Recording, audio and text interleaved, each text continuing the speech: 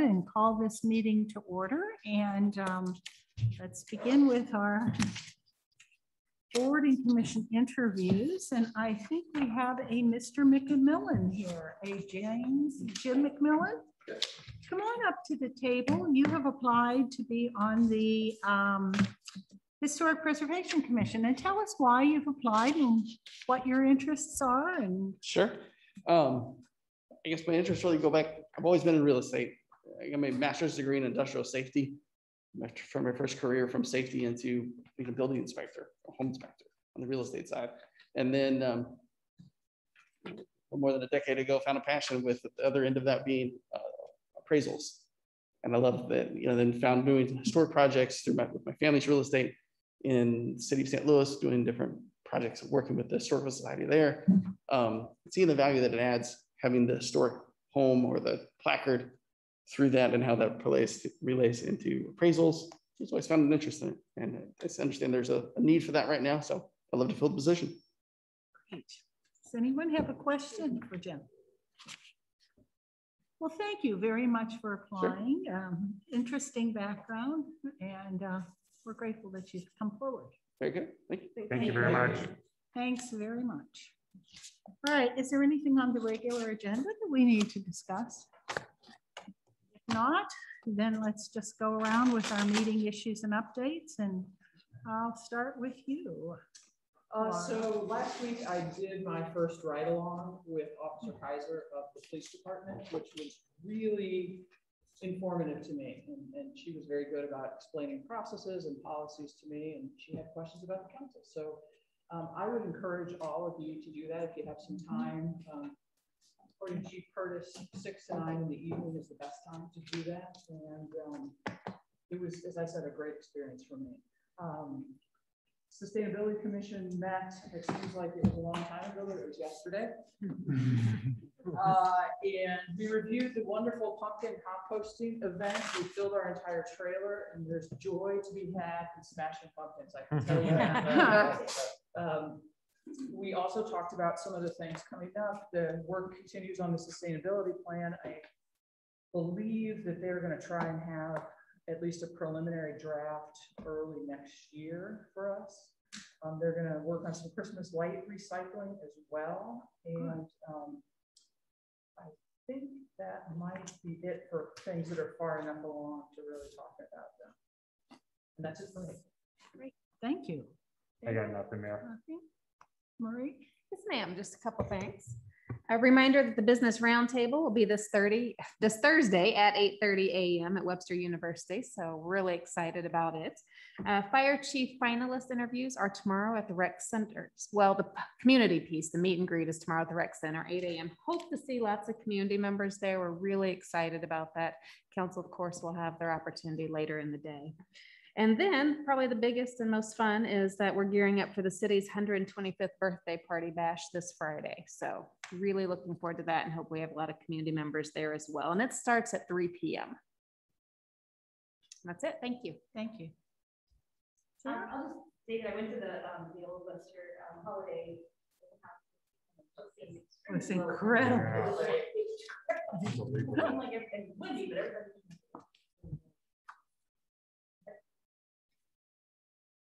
One announcement. No. One announcement that it was use the microphone. Because thank you.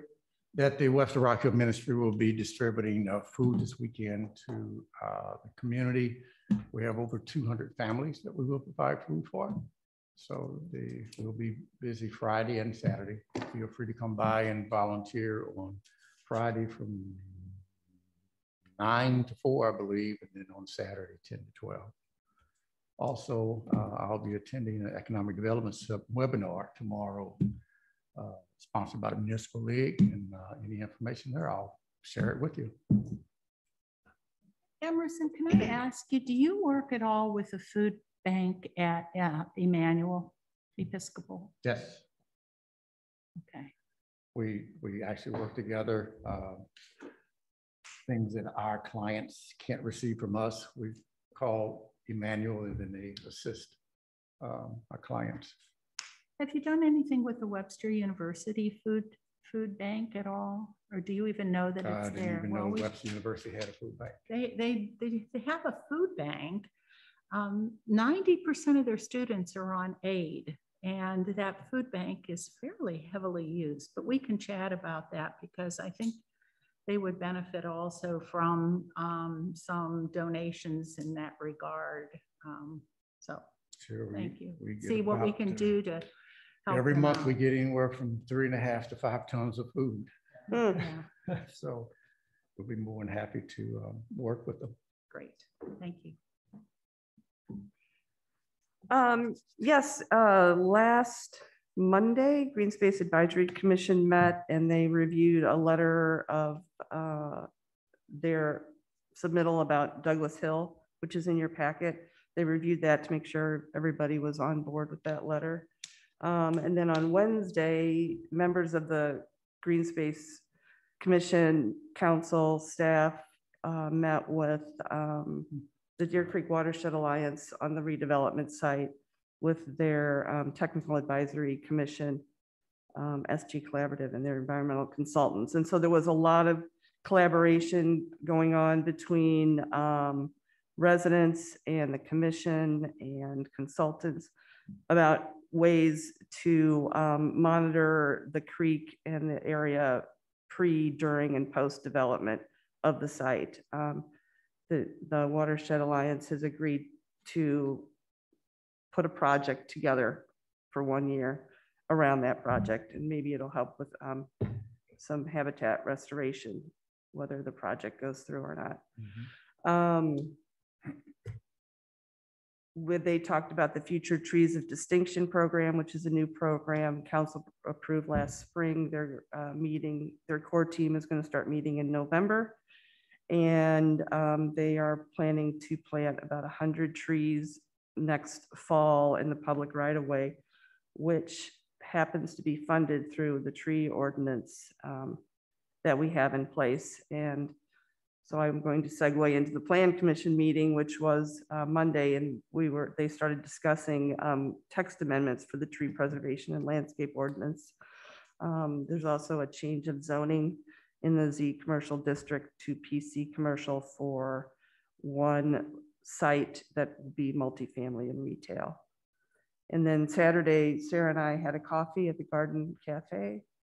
We had about a dozen people attend. It was pretty consistent group as far as we never really sat there twiddling our thumbs. So it was really good. We talked about all sorts of things from Prop 1, the housing Prop 1, use tax, golf carts, Douglas Hill, sidewalks, staff, and City Hall. So it was really a good event, and I'm glad I did it. I'm glad I was able to get out there and just speak in more conversational tone with everybody. I think that's it. I had the historic preservation meeting last Wednesday, and there was some really interesting conversation around what it takes to designate a neighborhood or an area historical. And the conversation was focused on what can be done to prevent, some of the tear downs of these great houses. And one of the things that was the neighborhoods that was mentioned was in South Webster, some of the small brick bungalows that were built after the war for families, and they're all specific types of houses built for specific groups, and income and their own cul-de-sacs, and they're the very unique neighborhoods. And so it was really interesting because there was one tear down that was a perfectly just a great house, and it was purchased to tear down, and so it was pretty interesting. That's one of the things that they talked about putting on the agenda as a project to see what would be engaged. And the newer members were very instrumental in leading that conversation in terms of what you can and can't not do to establish that type of designation, since historic significance is pretty much the only thing that the commission has to use as a, you know, to maybe slow down some of the behavior where you have a purchase just for tear down. So it's interesting. Discussion. Neil, do you have anything? I do not. I just have a couple of things. My things really are more related externally. I'm part of the Missouri Mayors United, and we're starting to meet almost monthly with the governor. There are about 10 or 12 of us. And last week was really interesting because he talked about all this money that's coming in from the infrastructure money and other places. And the state has established 5 priorities for working with municipalities.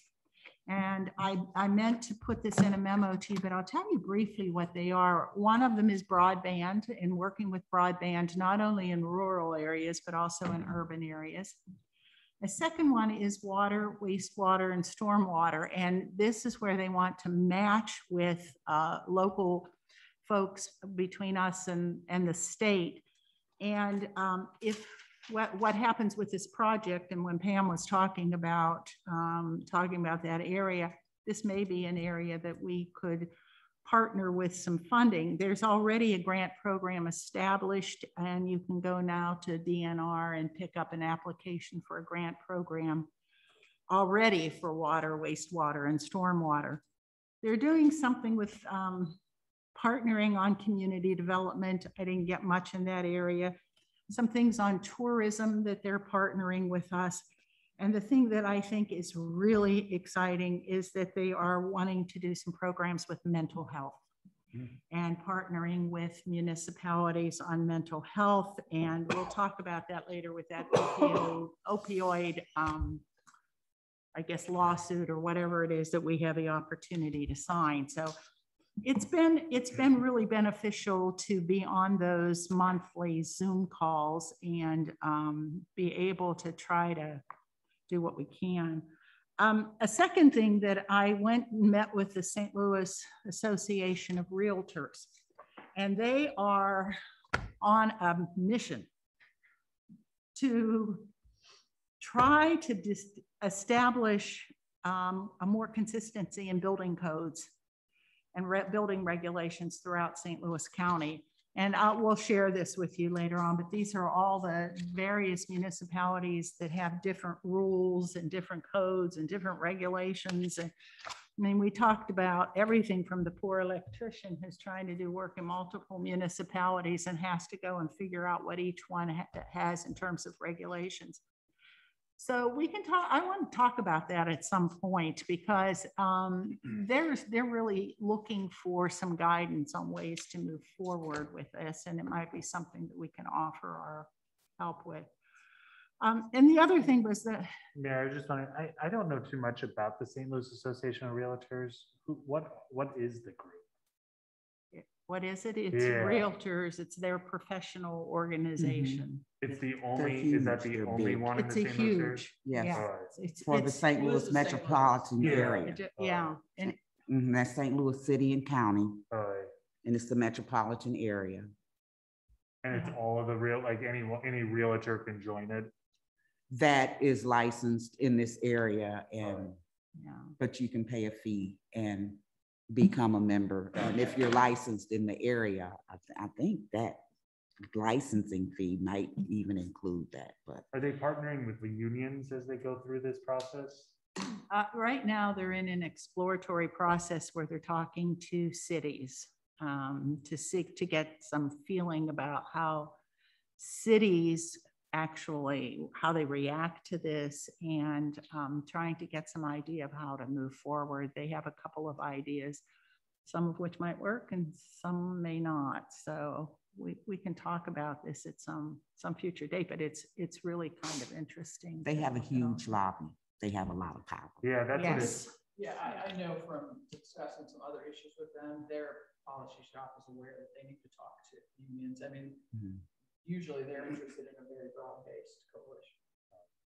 And it was their head lobbyist that I met with the other day. And so, yeah, they have a huge building and all kinds of good stuff. So.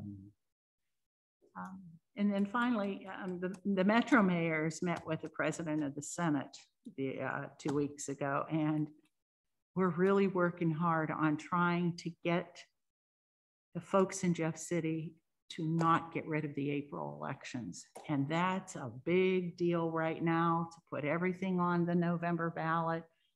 It's really hard. The other thing that's out there right now is the nonpartisan kind of movement for getting rid of nonpartisan elections. And that movement is out there. I can tell you that the president of the Senate, Dave Schatz, said he didn't think that it was appropriate to touch the municipal elections and turn them into partisan.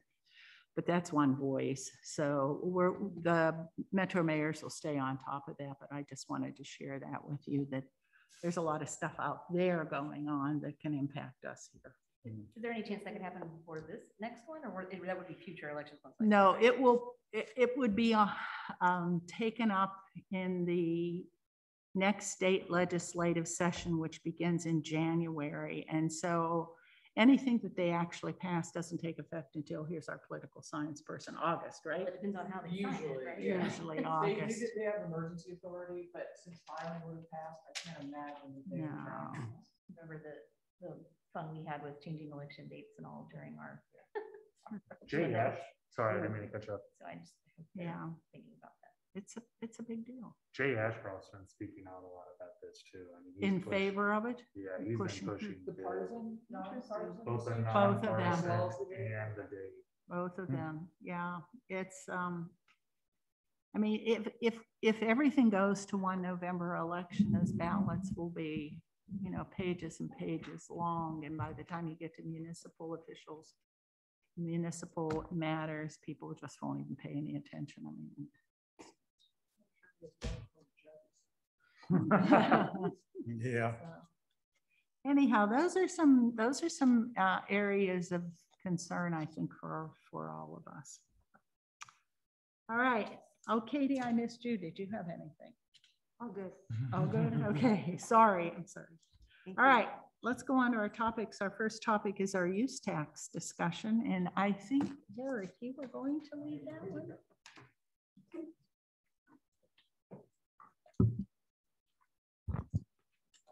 Mayor and member, far enough away, I'll take my mask off here and so you can all hear me well. I put a copy of the PowerPoint on your table. You can all see that as well on the use tax proposition discussion. I want to make clear for everyone listening, this is not a decision or discussion about doing the tax right now. This is a conversation about whether or not the city council wishes to put this proposition on the ballot for April or sometime to start to get direction as staff so we can make sure to ensure that we have the proper paperwork in line for you as the council to act if that is your direction. So as we look at the use tax and the proposition discussion that we're having tonight, I just want to go through a couple things. I'm going to call this the Wayfair use tax. Wayfair is obviously the Supreme Court case that this is in relation to. This is about online sales. For many years in America, because of a previous Supreme Court decision, online sales were not taxed. In fact, I just used Amazon today and I paid zero tax, paid zero. So my item was $14 and I paid $14. Have it shipped here to Missouri. So Missouri is the last state in the union to join what's called the economic nexus under the Supreme Court case, which means that even if the company's not here, because you are doing business here with a buyer, me, or a business in Webster Groves, you are creating an economic nexus to the state of Missouri and therefore eligible for taxation. The state has finally enacted this measure. They will begin to collect their state use tax on January 1st of 23. We, as the local governments, will not collect a use tax unless we implement that revenue stream through proposition.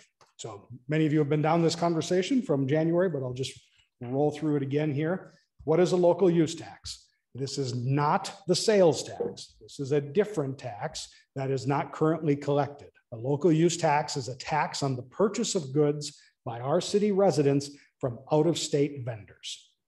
And so anything that is sales tax exempt would be exempt from this under the law. So any sales tax exempt product is not going to get this local use tax placed on it. Want to be clear, there's no double taxation. So again, you don't pay local sales tax and the local use tax. It's one or the other. It is the same rate as the local sales tax. So that is the point, is we're not having any other rate. It's just a different revenue stream. And the competitive field is really the rationale for doing this, should the city so desire and the voters. Our local vendors that we all go buy from Holiday Open House, we all paid a sales tax on. But if you want to go to Amazon to buy that same product, or Etsy or Pinterest, all those places, you don't have to pay a sales tax right now. So it's about leveling that competitive field for local vendors. That's my statement. That's my opinion. So I'm just, as you are aware, many may feel differently from me, but I just want to, for my recommendation as staff. The sales tax rates right now in Webster Groves, for the vast majority, 99.5% of this city, it is 9.2375.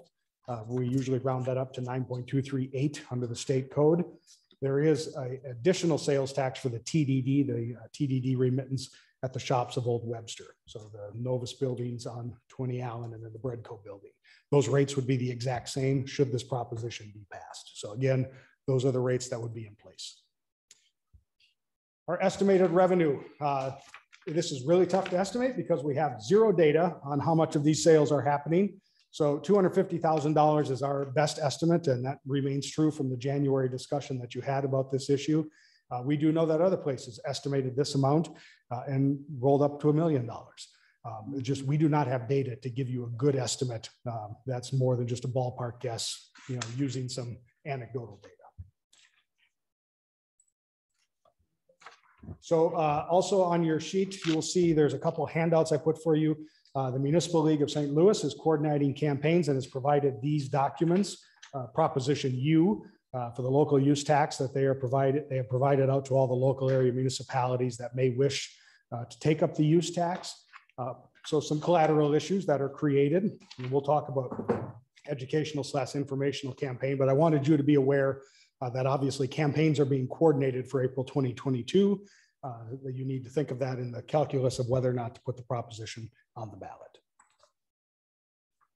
And so the next steps and our purpose of our conversation again tonight is, do we send this to the April ballot? We have to take action on those ordinances to put it on the ballot by February 8th at the latest, which is the last possible day. And that is a council meeting day, but we would want to be done well before that, but that's your deadline.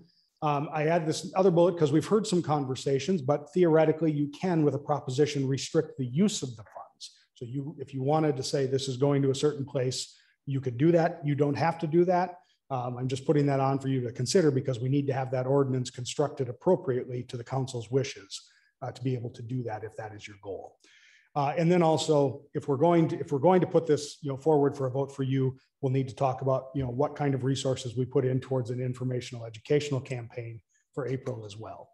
So that, because obviously this is not on budget this year to provide for a campaign of that nature.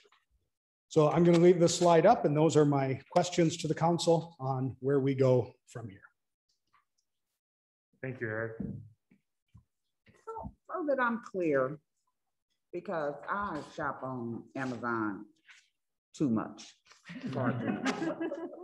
And I'm always paying a tax. So are you saying that there would be, so that's probably a state tax? I mean, that's a sales tax, but what is it that Amazon, because of the way their distribution network works, oftentimes they have a hub here in Missouri, right? So if it's coming out of that distribution center, you're going to pay the tax. Okay. But I bought the purchase I had today, which happened to be a Christmas gift being shipped to Wisconsin, was coming from Wyoming. Had no involvement with Missouri whatsoever. Okay. Vendors in Wyoming, it's being shipped to Wisconsin, but I should be paying a tax here, right? Because it's theoretically my purchase. That was a complete tax avoidance strategy, because it never comes to Missouri. There's no nexus of being involved. That's what the use tax does. I am the nexus in that scenario. So for Amazon, if you're getting things through certain vendors that may be here or shipping through the Amazon hubs here, you're going to pay a tax. But since I'm not, I don't, in that case, that's why a tax was not applied. Okay. As this was like percolating throughout the country, some companies, large ones, mainly like Walmart and Amazon, agreed to just automatically assess the state sales tax, even if they weren't a member of the Wayfair Nexus. So a lot of times when you buy something from, even though this doesn't go, the use tax doesn't go into effect in Missouri until 2023, Amazon has agreed to assess the state tax. And it's part of, you know, their way to get more state money, federal money, local money, stuff like that. But what they don't assess is the local tax. And that would require us or a municipality within the Missouri to assess it. So in January 1 of 23, Councilwoman, if we don't pass the proposition, the state rate, which I believe is 4.227, somewhere in that 4.2 something off the top of my head, that will be assessed on all these purchases that are out of state coming into Webster Groves. The question with this proposition is, do we assess the local portion of that? Our local. So that would be on top of the 4 point whatever. Right, which our local sales tax is actually 2.5. So. Okay. And I think this is where some of the confusion, I'm not gonna speak like I know what I'm talking about here, but I think this is where some of the confusion came in the last campaign was, like, say you do go on Amazon and you buy a $14 thing, are you gonna be assessed, or do you have to then report that to the state or to Webster Groves in order to pay the local use tax? And that was the question I think that I've heard a lot, is like, how is it collected or calculated? And if I'm not mistaken, isn't there a dollar threshold? Gone now. Well, so all of that is gone. That's gone now. This is All just- that confusion is Yeah. gone. So So the process was totally eliminated so that you no This is longer have easy. individual responsibility. Responsibility. It's up to the state to do the collection. Yeah. And So it's a disperse it retailer. to the municipality. Yes. Correct. It's a retailer responsibility to collect and remit to the state. The state will be remitting to us, just like the sales tax flow that happens. So the support that we would have is, first of all, there's a broader. Where'd it go? One of these, just that they're gonna do a coordinated effort. Yeah, coordinated effort to educate the And community. it's a statewide, And it will it's be a statewide. statewide campaign with the same message, the Mhm. same graphics.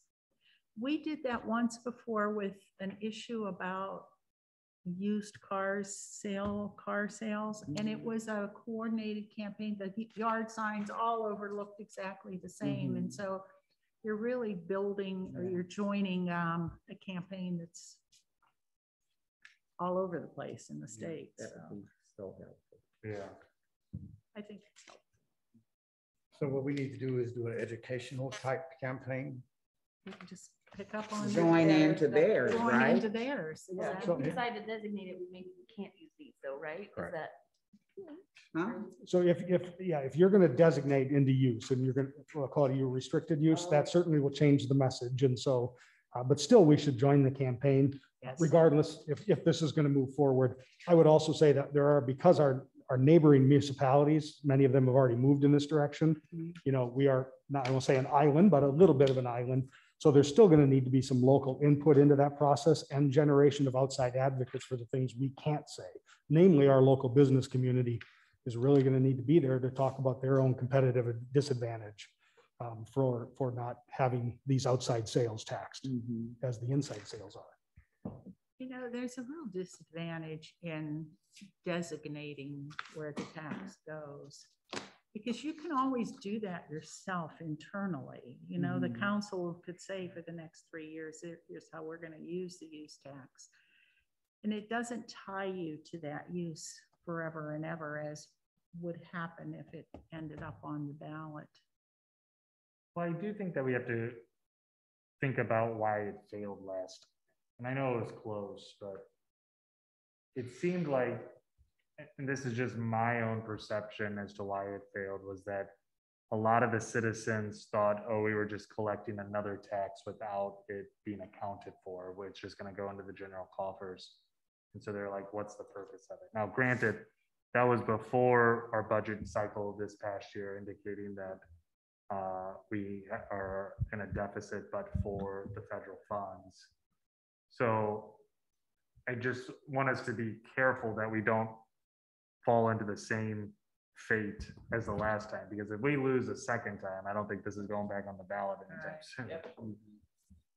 But I think we also can talk about good uses of the money without the ordinance tying us to it. So for example, we should have the class and compensation study back, Yes. right? So we'll have clear metrics about how our pay matches up to our local peers. That's the word I want.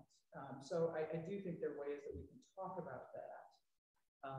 Because I agree with you, that I think was one of it. I also talked to a large number of people who just didn't like the process last time, and that part's gone now. They didn't want to have to fill out forms. They didn't understand when they have to fill out forms. And so I think that streamlining the process helps as well. But your point, I do think your point's well taken, David. And I just think too, because with this municipal-wide campaign, I think you're gonna see stuff on TV. You're gonna hear things on the radio. You're gonna see signs other than just in Webster Groves. Right. So there will be a bigger push. We won't just have to rely on Webster businesses talking about how it will, you know, give them a competitive advantage. There will be Kirkwood businesses saying that to them, you would think. Yeah, you'll have businesses everywhere. Yeah. And you may end up with a statewide Chamber of Commerce supporting something like this. So I think it's a good. So this is something we want to move forward with as a council? Yes, would we like to move forward? We need a motion. No, we can just say. And I think from our last conversation we had about this is that we can have more of an educational process this time than last time. We wouldn't kind of rush last time getting it on the ballot. I think it was just so complicated. I think It was it was so complicated because of that. Yeah, And so- I think people got all confused about, you know, having to file things. And this is so simple. This is really simple. So having an educational campaign to go out there, I think that'll be the best thing and go move forward with it. Is anybody opposed to us going forward with this? Yeah. Okay. So, and then just to be clear, we'll, in addition to the ordinance, bring back a plan for the educational campaign that may include a budget amendment, as we did not provide any funding for that type of activity, so. Okay. All right. Our next agenda item is the opioid lawsuit, which should take 2 minutes. To sign it myself. Who's going to do that? That's me. So I have reviewed all the documentation regarding the opioid settlement. Sorry, I'm here. Regarding the opioid settlement. And there's no question at all that we should opt in on this particular program. The question is how we opt in. So in what I've looked at in terms of the documents, it's been sparse in terms of what our role would be if we opted in under the Attorney General's umbrella. And there are 2 options that we have. One would be to opt in under the Attorney General, and the other one would be to opt in with private counsel that has represented a number of municipalities and or counties in Missouri that are part of this settlement agreement. The difference between the 2 is if we opt in with the Attorney General's office, I'm concerned that we lose a voice. We basically are consenting to whatever they're going to do. And we're told how it will be distributed. We're told what the amounts will be. We really don't have anything to say. Now, we may not have much to say once they work out all the details anyway, but I am concerned that that is a problem.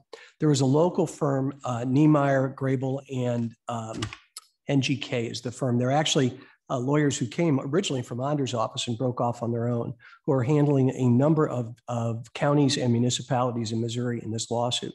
And I know a number of these lawyers. They were men who were once in the circuit attorney's office. I knew them from days when I was in the circuit attorney's office. They're good lawyers, they're fine lawyers, and they're handling these suits for a number of people or for a number of organizations. They've agreed to come forward and talk to you about the benefits that Webster Groves may reap if we sign on privately. Now, we have a little bit of time. We have to do something by January the 2nd. They have indicated that they would be happy to come in and talk to you in a closed session, because this would be in the nature of a negotiation in the closed session on our next meeting or our first meeting in December to talk about this. No question we should opt in, but I think that we have to explore how we do that. And I would recommend that we talk to these lawyers, because I think they've got a good sense of it. There's an interesting balance that gets struck here as well, because in order for the Attorney General to settle his lawsuit and come to a full agreement on this. And by the way, they've come to some conceptual agreements, but it's not fully settled by any means. But in order to do that, he has to have a certain threshold number of government entities in the state of Missouri. This firm has enough of those government entities that they can't settle it without them. So there's some real leverage there. And frankly, I think that that leverage would be very, very important in determining whether we have a voice. So I would recommend that we table this conversation until the 2nd and have a 15-minute closed session to listen to what they have to say about the benefits that we may reap if we go private versus opting in under the Attorney General's moniker. The other concern I have, and again, just to be candid, is the political aspect of this as well. And if we sign in under the Attorney General's office, is there a political component? There certainly is.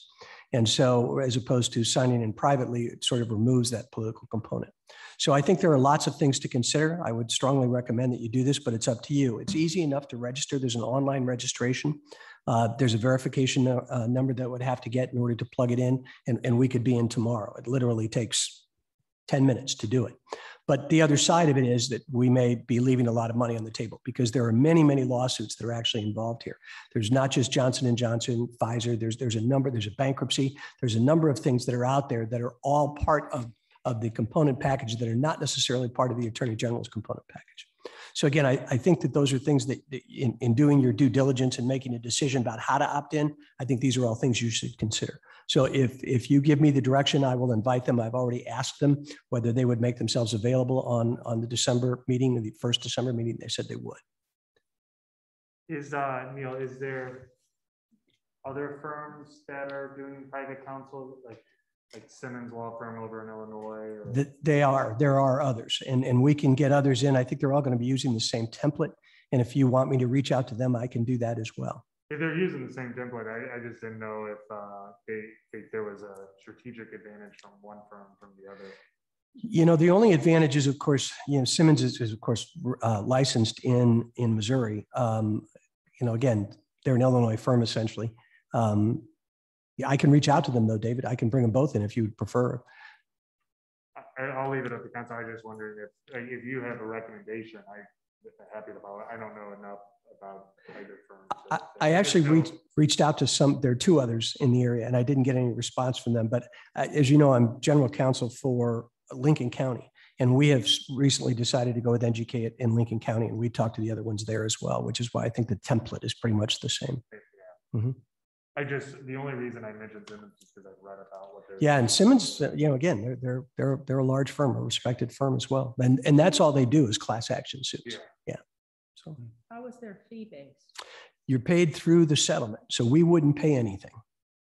But they would take a percentage of the settlement. Right, and that's all part of the master settlement agreement. They talk about who gets paid what and how you get paid, but it wouldn't come out of our share. Either way, it wouldn't come out of our share. It would not come out. Would not. Right. They get paid a portion of a total settlement allotment, but it gets paid from a different fund altogether, and it doesn't diminish what we would get. The other problem is what we would get, because I will tell you, in looking at all the documentation, there's very little information about how they're going to determine who gets what. And in speaking to the men at NGK, they indicated it's going to be determined. They have all of the data regarding what opioids were prescribed through what pharmacies, what kind of pills, what manufacturers did that sort of thing. And that's ultimately going to determine what Webster Groves would get for part of the remediation program here. So again, I think it's again, having that data and having some clarity as to what the benefits might be would be a wonderful thing, but you don't find that in the documentation that's out there under the Attorney General's office.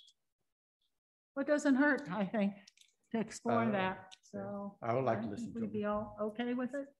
Okay. Okay, I will invite them. Thank you. Thank you. All right, Ivory Crockett. Funding timeline. We have a new table. Good evening, Council. So I'm here this evening seeking direction from you all on a couple of questions that we discussed last time. Those big two being the timeline first. During our budget sessions last spring, there was some discussion about moving some of these things forward and expediting the process. So I'd like to know if you all would like to do that, or if you're comfortable with the current CIP as it's written and phased in, or how we'd like to do that. And then the second issue is the water feature spray grounds that was brought up in the public input process. And I believe there was 15 folks who requested some sort of water features in that public input, and whether council thinks that that is something that we should explore further and move forward towards for that dollar amount of about 150,000. Could be less, could be more, depending on what we want to do there, but that's what other reasonable projects around the area have come in at. Is there any reason we couldn't fold the spray ground into the pool? Thank you, Eric. Is there any reason we can't fold the spray ground into the pool bond issue that we know we're going to have? It seems to me to have a feature in North Webster and in South Webster as part of recreation, water recreation, that makes sense to me. Because that's a big chunk of money to just all of a sudden come up with as well. Correct. I don't see any reason why we couldn't write that in as part of that bond package, yes, and take that out to the voters together. There is, I also don't have a municipal park grant allocations out about that same time. So the last municipal park grant would be for the new pool issue in 24. So we could use the next grant cycle for that to do a water feature splash ground, but that would put you out to probably 2026-ish. It all depends on who else applies and all that stuff. We typically get that grant every 2 years.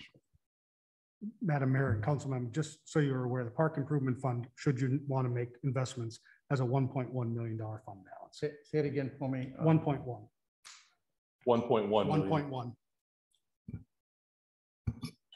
Can you talk a little bit about the maintenance on a spray ground and maintenance and the health issues in that sort of thing? I've been talking to the folks over at Eaton with essentially they have a spray feature there, and it's regularly used as a facility.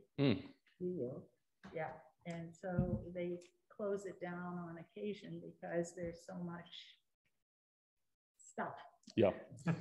So there's two different types of water feature systems. There's a type that run pretty much the same as a pool. You recycle the water, you filter it, you chlorinate it, you put it back out over and over and over again. And then there's a pass-through version too, where you're using fresh water, you're splashing it, and then you're wasting it out to the sewer. The wastewater is a safer, cleaner system because you're only using that water one time. There's less chance of a mechanical breakdown. There's less chance of testing that doesn't, you have to test the other ones every single day to make sure that the chlorine levels and the pH levels and all the same, just like you would, a pool. They're less costly to build without the filtration systems, but they're more costly to run because you're wasting all that water. So they're not quite as environmentally friendly, obviously, when you're dumping that much water out. The chlorinated system would have to have staff go by daily and run tests on that, possibly even twice a day. And then there are more moving parts that would need maintenance and operations. The splash pad that we have at the aquatic center now isn't that maintenance intense, but it's also part of a larger aquatic facility. So there's staff there that do it 6-8 times a day. So they're more familiar with it. So was the spray ground, obviously it was one of the community input recommendations. Was it the largest of the community? Is that why we've selected that one? Yes, there was an open-ended question at the end of the survey that said, what did we not provide in our park system? What do we not have at this park? What did we not already cover in all the written questions that we did? And we asked them to submit ideas. It was the largest response out of those, that open-ended question. There was 15 for water park. There was 12 for safety and 11 for landscaping. So it wasn't overwhelmingly big, but it was the largest one. Have you ever been down to the city garden? Mm-hmm. Would that be something that we could do? It would be something similar to that. Yeah. I don't think it would be as grand a scale as City Garden, but yeah, that's basically what we're talking about. Okay. Something like that, there's hundreds of different features that you can have it do, spray patterns and things like that, but something similar to that, yes. And so would that have to be chlorinated? Like is the city garden ones chlorinated? I don't know. It's got to be one of those two. Yeah. You either got to chlorinate it or you have to waste it. Yeah. So that's your only two options. And it's seasonal. It would just run, yeah. Well, splash pads can actually stay open longer than the pool usually because there's less. You can turn them on and off easier. They're not as big. So sometimes some cities keep them open longer into the fall, but it is, spring to fall, mostly summertime. Are there some options that are more environmentally friendly, not just in terms of the recycling of the water, but even what's done with the wastewater? Or is there anything like if we kind of went that direction, would there be, I don't know. I kind of wonder if there's grants out there for looking at sustainable options. Like that. Well, the sustainable option is to recapture it, chlorinate, filter it, chlorinate it. I don't see any we could try to recapture some of it and use it for irrigation at that park or something along those natures. And we could certainly try something like that, but it's going to be a fraction of the total water use if you were to waste it. Okay, it sounds like we're still talking about the spray ground, but what about this other stuff? This is the current plan, right? Yes, so there is a CIP plan that you guys approved in the overall budget for this year. And for fiscal year 22, current year, was the walking track and the basketball courts. Those are already, walking tracks done, basketball courts are already in process. Okay. I recommend that we should go ahead and add on the tennis court project. We were kind of waiting to get back the input to find out what we should do with that tennis court. I think we should go ahead and add that in and add in restroom doors, locking doors automatically, just like the other park doors. That would be $40,000. That can be covered in this year's budget already. And then the other ones are the playgrounds, the pavilion, and the parking lot replacements. Those are currently planned out in 23, 24, and 25 fiscal years. So the question is, do you want to leave them in those fiscal years or expedite that process and bring one or all of them forward? Sorry, are the doors the only renovation to the bathrooms? That's the only one that, short of a tear down and redo, that's. What are the conditions of the bathrooms? They're in the same shape that the other park restrooms are in. They would certainly stay cleaner and better maintained if they were closed at night. They're open 24 hours a day. So the things that happen in there from 10 p.m. to 6 a.m., just like anywhere else, nothing good happens after midnight, they say, or whatever. So if we locked them up, I'm sure they would stay in a little bit better shape. But they have the same fixtures that, Blackburn, Southwest, Larson have. Okay, so what portion of that 40,000 or the bathroom doors? The bathroom doors would be about $10,000 to get doors on there and the automated system to put in there that locks them magnetically on that time clock. Okay. Okay, because I was going to ask that too, because I know I was walking over there last weekend and the doors were locked. So that's what I was going to ask. Is this the gates were locked? The doors to the bathroom were locked. There's a couple of gates on the bathroom, but there's no actual doors. My sister tried to go in. You could not get in. At Ivory Crockett. Yeah. Which I was surprised because I didn't think that they. Yeah. Maybe someone installed doors for us. Maybe someone installed doors for us. I know, right? But I was surprised because I didn't think we had locking doors on them. We do not. Maybe somebody was in there. Lock the door from the inside. But there's no door. Oh, there's no door. Well, there's doors on the stalls once you get inside. Right. But there's not a door on the exterior entrance to the restaurant. I think this is a mystery for you to solve. I think tomorrow we'll all take a little trip over and check it out. I do have a quick question about the CDBG. How does that relate to the residential one for homeowners? Is that the same? It's the same program. Pot Yes, so money? the city gets $33,300 a year as a subrecipient of the county. And For years, we allocated some of those funds to Ivory Crockett to help with playground renovations and such. And then the county redistricted the map after the 2010 census and said that Ivory Crockett no longer qualified for that. And so we were not able to use those funds.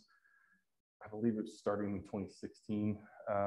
And now they've redrawn the map again. And the park that we all knew should have been available to use those funds is back and available, but we have not used them for any park improvements since, I think it's 2016. It could be 2017. So instead of going to homeowners. The 40,000 is the total amount though for that. It would be the total amount for that year. No. So that 40,000 is partially park improvement funds and then partially in this year's budget in the CIP, you guys approved 15,000 already to go to CDBG, come out of CDBG funding. And then the other 15,300 go into the housing program. But I was looking at 2024, which only has CDBG listed.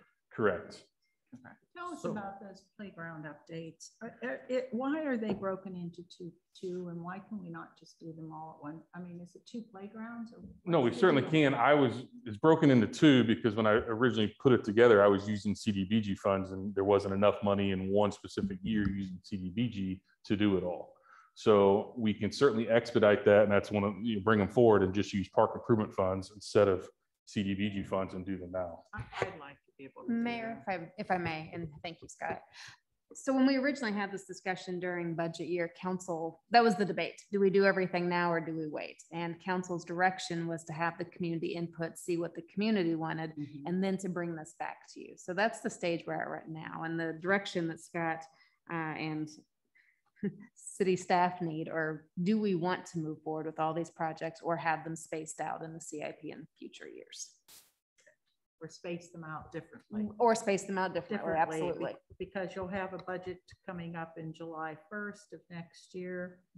Do we do all the playground then in 1 year? I mean, that's something that we could do. And then the following year, you could do the pavilion. Now I think the parking lot's probably the last little part than we were. There's also the issue of RFPs. And Scott, if you could talk about that a little bit, because it's getting the direction from council on how to move forward will really help in terms of securing RFPs, putting those out, and knowing the timing of when the work can be done. Yeah, so some things are easier to do than others. Some things I can do in-house, some things I can't. I'm going to need architectural engineering help. So depending on when you bring those together and how big will determine if I need to get professional help for architectural services. If we're going to do everything all at once, playground, pavilion, whatever, then I would probably seek out an architecture firm to help me design all that and do it all at once. We can put out one package for the contractors to bid on. If we're going to phase them out, then I'll likely be able to do a lot of that work myself, but I don't have the bandwidth to do all of that at once in-house. So there'd be some additional fee to bring it all together at once. So this is $500,000 into one park over the course of about 4 years. Is that typical of other parks that we maintain in Webster Groves? It's not atypical. You know, when we did Barbary Park a few years ago, it was 250 some odd thousand. You know, there are certainly parks that get major renovations as we go along. Margaret Atlanta was a couple $100,000, almost 300,000. Sculpture Park was almost 300,000. So, you know, doing a lot in one chunk. There's also, you know, Blackburn or whoever might get 80,000 this year and 20,000 and 50,000 because there's so many different features in the park and the money adds up. Yeah, absolutely. I was just wondering, because in other words, I guess my question would be, are the CIP planned updates? Does that delay updates to other parks? And has the staff then made a recommendation, hey, we're going to use the money to fund this park over another park? Like, how is that assessed and determined? So we would shift a few things around. One thing we've got in this year's budget right now is the new park. We're calling it the new park, the former McDonald's location down by the Deer Creek Plaza. There's still money in this year's budget for that park. That is in a little sunshine slowdown right now with GRG. We haven't started that process at all, so I don't see us expending that money this year. It's How much is that dollar amount? 125,000. It's budgeted for that this year. There may be a small portion of that might get used if we start in design process with that, but I would say easily 100,000 could probably be reallocated for that in this year. The other CIP things, if we've already got this year's budget, so this is already in the greater scope of the CIP. So when we use it, there's balance there to be had to use it either way. We have the flexibility. I think part of what our concern was in wanting to move it up was that it felt like it was overdue. I mean, it was, you know, the park was in kind of bad shape and not kind of up to the standards of the other parks in Webster. And it's a heavily used park. I mean, I would advocate we do this faster than we had originally scheduled if we have the funds available to do that, because I think it's time. Yeah. And Because that when was- you look at what was done on the other parks, but you also look at the amount of time where nothing was done here. Yeah. I would like to see it moved on a faster time. Yeah, frame. I mean, you can see it, you know, when you go there. Like it's evident that it's not like with the mismatch Oh, pavilion and all of that. Like Yeah, it's, the basketball courts are terrible, Yeah, but the well- bathrooms aren't terrible. The they pavilions were are terrible. terrible. They're done now, right? The basketball court. So if we pulled the playground updates and the pavilion replacement together, would that satisfy some of these concerns, and leaving the parking lot replacement and then the spray ground is I don't know. We'll figure that one out. Figure that one out at some future date, because then that brings us back into a $350,000 expenditure, which is sort of typical what you said the other parks get. Correct. And so, you know, if we could do that, we could put the playground and pavilion together. I think that would be great. Mayor, if that's the direction you want to go, I just want to add in, you know, we have the budget capacity right now from the new park. I would really encourage us to allow the playground updates to let us start bidding that and be prepared for spring groundbreaking, even though it's in the 22 budget. We can be ready. It'll really roll into 23 when we're really spending that money, but we can do that without breaking this budget that we're in, and then move that pavilion replacement up into 23, and it'll really probably effectuate summer of 24 or fall, maybe even of 23. I think all three of those items should be combined together as one project. And then that would be call for an RFP then. With that, yeah, for all would that those help you then, together. Scott, to have all of those RFP together? Yeah, and then we would drop the CDBG funding from those. You could reallocate that back into the housing Yeah. or Yeah. other That's where I was programs. going next. Don't kill the spray ground. I like it. Yeah. Do we ever do any in-house parking lot replacement? So that would definitely be something that I can speak with, and I actually have already spoken with Public Works about. It's just when they could do that, when we want to get it done, and when they can get it in their bandwidth of services. They did Blackman Park's walking trails for us last year. They did Ivory Crockett's walking trails this year. So there certainly have been saving us quite a bit of money by being able to do those in-house. Right. You know, we saved half the price of it. So there's 30,000 is for outside service, or Correct. is it? Yeah, so we might be able, I would see what it would take for a cost for us to do that in-house. That's outside service for asphalt. So if we did it in-house, they would likely do it in concrete. I would venture to say it'd be 20,000 for concrete in-house. Which would be probably worth waiting for their timetable. Yes. Yeah. Yeah, that's to me. And there was no public input on parking lots. No, everybody, most of the users said they walk to the park anyway. So Yeah, the that's parking what lots I was are used for the schools around the area and some churches that probably, but it's not that highly That's used. why I don't think it's a high priority. correct. Let's get the playground and pavilion done. So I'm hearing move playground and pavilions up and get them started as soon as possible. Yep. Okay. And we'll hold on spray ground for now. Yeah. And ask Public Works about the parking lot replacement, see what kind of savings is there. All right. Thank All you. all. right, thank you all Thank you. very much. All right, we have appointments to boards and commission.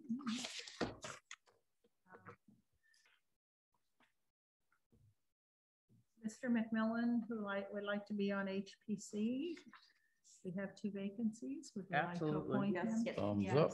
Okay, we will do that, and that's the only appointment we need. Yes. Correct, Ms. Kay? Yes, thank you. Thank you. Do you All have right. any other appointments from for the PCED? We've got an interview next meeting. Next Interview meeting. next meeting. See where that goes. All Yeah, right. that's right. Where are we, by the way, since I know that we're short on time, where are we on the PCB's recommendations in regards to? I can tell you because I'm the liaison.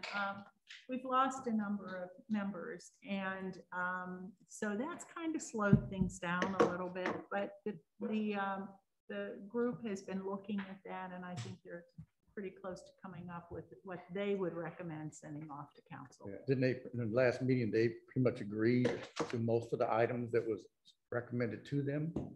And somebody was writing, They had a good discussion about the items and what they recommended and not, and I think that'll come forward. It's coming. Okay, yeah, because we're down. I mean, people who've been on that and have had a lot of experience with the PCEB are not there now. I mean, where our business person is gone, and the school liaison who had been there for all this time. We have a new school liaison. You know, that was one of the reasons why I was asking the questions that I did last week, because I know that a couple of the vacancies had to do with a little being a little disappointed in not having more input and like disciplinary and stuff, and that's not part of it. That's why I wanted to make sure that people that were raising their hand for the board were clear on what their role was as a member of the board, so that you don't raise your hand and then you get on there and you quit because you're not doing something that you thought you were going to be able to do.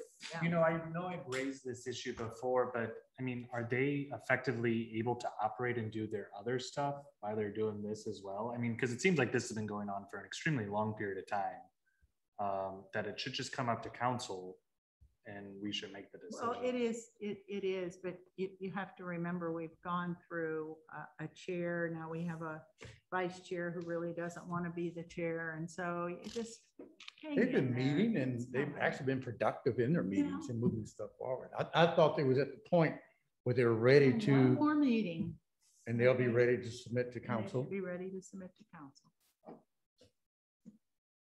All right, let's take a 5-minute and get ourselves up there and go for it and take up the meeting.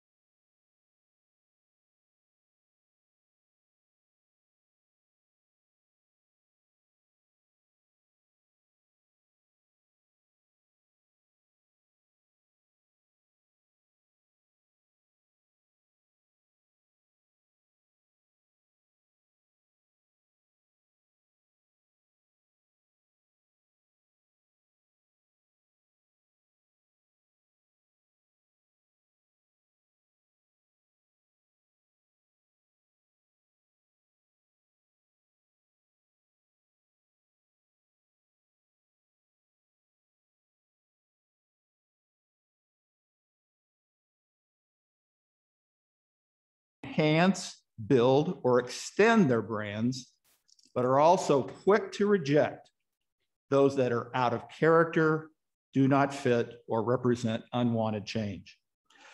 As you return to strategic planning next year. The seed I wish to plant is that Webster Groves is more than just a physical, rational city.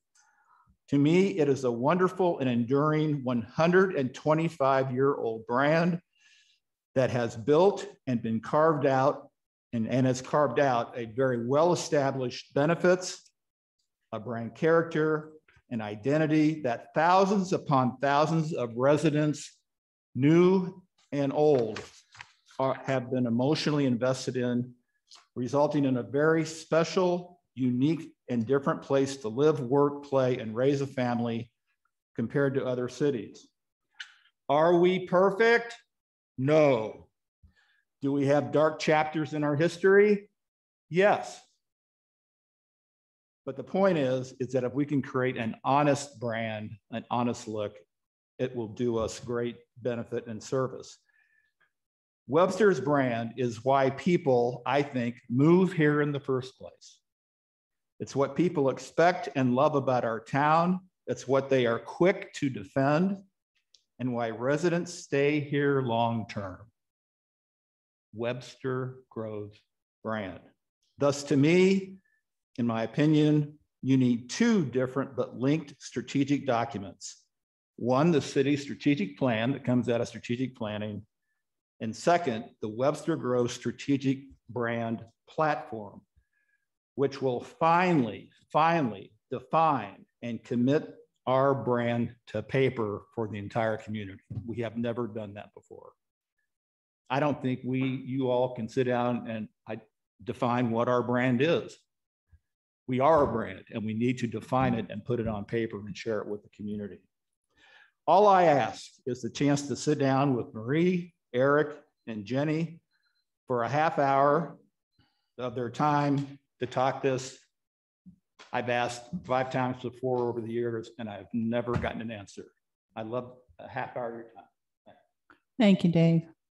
My next speaker card is from Kathy Hart.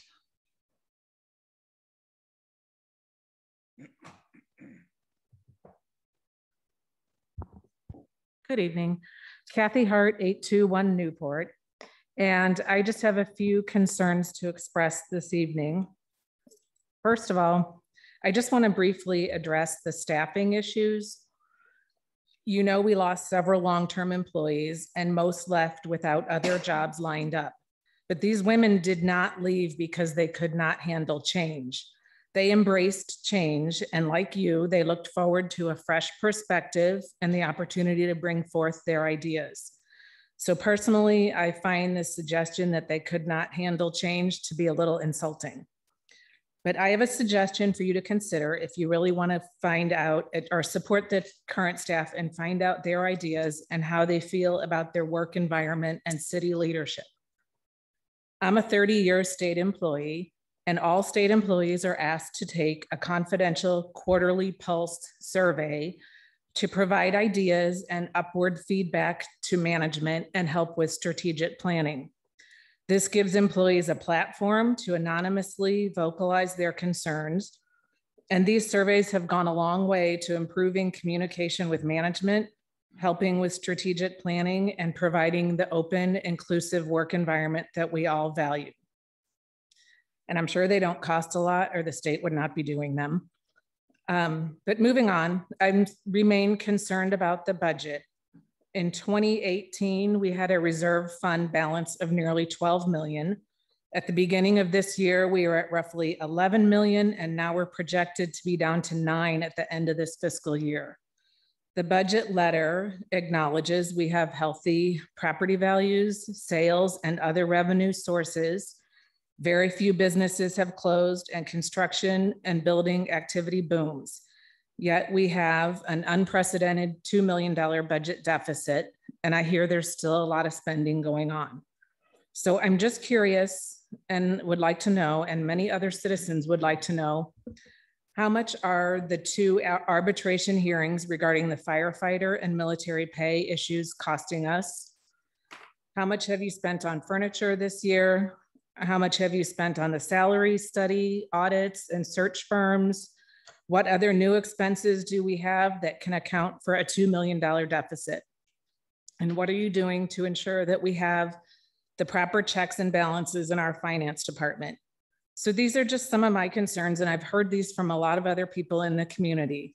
We would appreciate an update on these items, and I would appreciate a copy of the year-to-date financial report from New World for all funds as of October 31st, 2021, line by line. Thank you. Thank you. All right. Is there anyone who has their hand up? Yes, we do. Don't we? We have a hand up. On your screen, Maddie. Okay, Maddie. Oh, she put her hand down. I scared her away. Is there any? No, her hand's still up. Maddie, we see your hand up and we're going to let you talk, but you have to unmute yourself. Yep, I'm unmuted. Sorry. My hand was only up when the mic was muted, but I don't need to say anything, and the mic's unmuted now and I can hear. Okay. No other hands. All right, good enough. Then we can move on. All right, our next agenda item is unfinished business and Bill 9166, third reading. Councilwoman Arnold. Yes, Mayor, in accordance with our previous discussion about voting on the zoning and TIF ordinances at the same time, I move that we hold the bill until December 7th. Second. That a motion? Oh, yeah, that's a motion. That's a motion. I second that. Do we have a redevelopment plan yet from the developer? So I do not know if we have a draft of their redevelopment plan. We certainly have ours, and we have had conversations, which we'll discuss in closed session tonight, but I don't have a physical document. So we submitted ours first? We haven't submitted any document because we haven't discussed the document with you yet. So, okay. So we've had conversations about provisions therein. All right, and there's been no entreaty yet, at least to your knowledge, Eric, that the developer has provided us their first round of negotiations by submitting a proposed development plan. There has not been a proposal document submitted. There certainly have been about provisions, places where they agree, where we disagree, and vice versa. So there's been those entreaties back and forth verbally, but not a proposal document submitted back and forth. Has there been discussions in regards to the timing of when that redevelopment plan will be submitted by the developer? Absolutely. And I think, as you will hear tonight, the redevelopment plan, both from the developer and from the city, would likely be at the earliest the end of December, but more than likely January in its entirety, by the time all factors are negotiated through. In regards to, I'm okay with the idea of us, based off of this council's agreement and discussion in the past, that the TIF and the zoning would be done contemporaneously. I'm willing to respect that. I am very concerned that there's not going to be a redevelopment plan at the time that occurs. But putting that aside, I want us to discuss what is going to be the confines, or what is going to be the parameters of this November 30th public discussion. Because the last thing I want this community to have to live through is a community discussion that goes through a whole bunch of anger and hostility. I want this to be structured in such a way that we ensure that there's positive discourse and positive community input, even if they are against the redevelopment. So, Madam Mayor and members, I can certainly address that. We had intended to discuss enclosed pieces of that, but the November 30th community engagement would be structured in a way very much like stations, and individual conversation for each of you, free flowing for citizens, not assigned, but stations of various issues around the development. So I'll use some, for example, flooding, TIF, green space, those issues that we have heard rise up, where they can learn and engage individually with staff and the development team that is there. You as council members certainly can go across to those stations, but then also individual stations for each of you, so that the citizens, if they want to speak to you, Mr. Franklin, can come and speak to you, and then disengage and go discuss with another member, but not a microphone plenary session like we're in here. not an engagement session where it is, large groups, speaking at each other, but rather smaller roundtable conversations across that way. And that we have found that, and I have found that in Ms. Starkey, as we have planned this out to be a more effective way in past practices, to instead of having this plenary type of feel, but really to, if people want to talk about certain issues, to be able to have that, or talk to certain elected officials, and both for you to hear from certain people that you may wish. So really not scripting the movement of that sort of, the first hour all around the stations, the second hour, you all will have a table, the stations will still be open. So people can, if they want to spend all 2 hours talking about flooding, the engineers will be there, staff will be there and such, talk about flooding. So. And by will the developer and their representatives be there? Yes, they will. And then will our staff be there as Yes, well? they will. Yeah. So there will be at any station, not at your tables. We have not put any developer at your table. That's for you as an elected official, your tables, I should say, individually. But in terms of the stations, yes, the developers will certainly be represented. There are things that they have to assert and that the public will want to talk to them, but there will also be the city there to present from the city perspective, in that conversation. And again, this isn't us just talking to them around a smaller table, but really answering questions, maps of the project area, maps of the issue. If we were talking about flooding, where's the creek flow? What does the floodplain look like? Those kinds of questions. I just can't help but continue to think that our time would be better spent actually negotiating the development plan instead of going through this rigmarole. But council agreed to what we were gonna do. I'll abide by it, but I think that we'd be better served to actually do the meat and potatoes, which is the development plan. Madam Mayor, may I? Yes. So thank you, Councilman Franklin. And so I believe Mr. Grimm is going to be with us tonight in closed session as you all have the first discussions on the development agreements. That timeline for the development agreement, or how long it takes council to develop those meat and potatoes, to use your language, is really a council decision. And so we'll look to Mr. Grimm and staff, myself, Mr. Peterson, we've been collecting the information that we have heard from council that's important to you as we kind of plug away what we think you'll want to see in that development agreement. But tonight really is that opportunity to pick it apart and to add more content. So I certainly don't want you to have the impression that it is a delayed process or a waste of time, because we can work on that as quickly or as slowly as you would like. And that is certainly our intention. We're hoping to have some real meaningful discussion tonight while we have Mr. Grimm with us for council to help us start that process. I mean, I don't see community engagement in any form as rigmarole or a waste of time. I mean, I think we all benefit from speaking with each other on an equal footing or equal level, and just learning and talking. I know just the other day, like I said, I learned a lot from a relaxed conversation about concerns and positives in the community. So I'm not sure that's a waste of time. I also, Councilmember Franklin, if, much of how we move forward on the development agreement occurs with the vote on December the 7th with regard to zoning and with regard to TIF.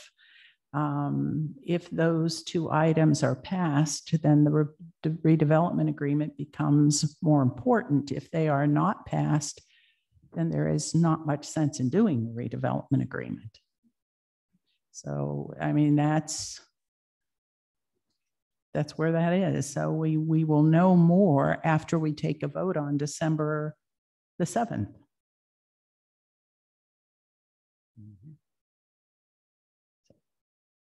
Right. Let's call for the vote on pushing the vote of this as well as the TIF on to December the 7th. Yes, Mayor. Councilmember Arnold? Yes. Councilmember Bliss? Yes. Councilmember Franklin? Yes. Councilmember Smith? Yes. Councilmember Alexander? Yes. Councilmember Richardson? Yes. Mayor Welch? Yes. All right. So we will deal with all of these in terms of the public who are here tonight to talk about the redevelopment. We will have a very important meeting on December the 7th. All right, let's go on to new business. Councilwoman Richardson, resolution 2021-60. Yes, Mayor, I'd like to call for the first reading of resolution number 2021-60. Have a second? Oh, second. Second. So resolution 2021-60, a resolution providing that a petition to amend the city charter proposes charter amendments that are illegal and that the city will not further consider the legality deficient petition, and directing the city clerk to notify those who submitted the petition that is legally deficient and will not be further acted upon by the city. I've submitted to you a changed letter. It's a little bit more detailed. I cite the constitutional provision that is the important constitutional provision that says simply that you cannot pass a charter amendment or a charter provision that would be in conflict with the Constitution of the state of Missouri or its statutes or our own ordinances. In the letter, I also further state those specific areas, although there are many more, the very obvious ones that are in conflict. And so I'm recommending that you pass this resolution, because to enact this, to try and send it to the people for a vote, would be what the case law calls a vain and hollow motion on your part. You cannot approve by referendum or initiative something that is facially illegal. So I just have one question. Is the material that was provided to us, is that open or is that confidential? it is confidential. And part of the reason and I think it is important that that sort of thing be confidential, because lawyers, of course, want to provide their opinion, and you all have a copy of that written opinion. Lawyers want to provide their opinion. That should be done in a protected capacity. There's a possibility of litigation as well. And this would be deemed work product under those circumstances, as well as privileged communication. Right. So I would recommend that it not be distributed, but I have given you all the points. At the last meeting, I indicated specifically what was my consideration and what was their own. I also indicated what some of the cases were that support this idea. So it's not like we're hiding the ball in this regard. No. It is so facially deficient that, again, it doesn't require much, but again, we laid it out, but it is privileged, yes. Thank you. Thank you for expanding that letter, because the people who signed it deserve some explanation of why we're taking this action. All right, any other questions or issues? Then we'll call for the vote. Yes, Mayor. Councilmember Bliss? Yes. Councilmember Franklin? Absolutely. Councilmember Smith? Yes. Councilmember Alexander? Yes. Councilmember Richardson? Yes. Mayor Welch? Yes. Councilmember Arnold? Yes. All right. Bill 9172, first and second reading, Councilmember Smith. Yes, Mayor, I'd like to call for the first and second reading of Bill number 9172. Second. Bill 9172, first reading, an ordinance approving a lot split division of land at 402 East Glendale Road, zoned A4, 7,500 square foot residential. Any questions or issues? Let's do the second reading. Bill 9172, second reading, an ordinance approving a lot split division of land at 402 East Glendale Road, zoned A4, 7,500 square foot residential. Great. Before we call for approval of the consent agenda, is there anything in here that anyone would like to have clarified? I just have a question. There's an amount in here for amending the budget for hiring 2 new firefighters. What portion of that is for the firefighters and what portion is for the vacation payback? 55,000 has been identified for the vacation buyout. Buyout, Sorry. not paid. Yep. So the balance then is for the firefighters. Okay, good. Thank you. All right. Anything else? All right, let's call for the, somebody needs to, Councilwoman Bliss, could you call for the approval? Yes, Mayor, I'd like to call for the approval of the consent agenda. Second. Councilmember Franklin? Yes. Councilmember Smith? Yes. Councilmember Alexander? Councilmember Richardson? Yes. Mayor Welch? Yes. Councilmember Arnold? Yes. Councilmember Bliss? Yes.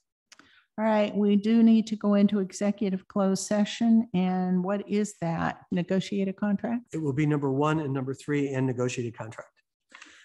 Yes, Mayor, I'd like to call for an executive closed session regarding number 1, attorney-client privilege communications, Missouri Statute 610.021, open paren 1, close paren. Number 2, real estate, Missouri Statute 610.021, open paren 2, close paren. And number 4, negotiated contract, Missouri Statute 610.021, open paren 12, close paren. Second.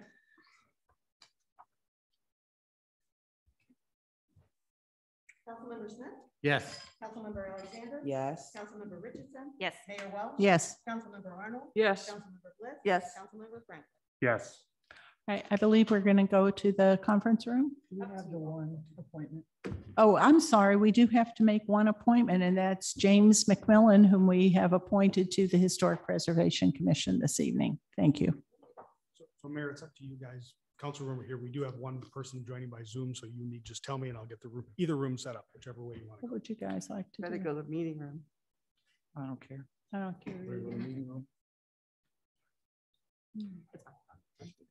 I'd rather stay here, but. All right, then let's take a vote. All in favor of going to the meeting room? All in favor of staying here? Stay here. Let's just stay here. All right. All right.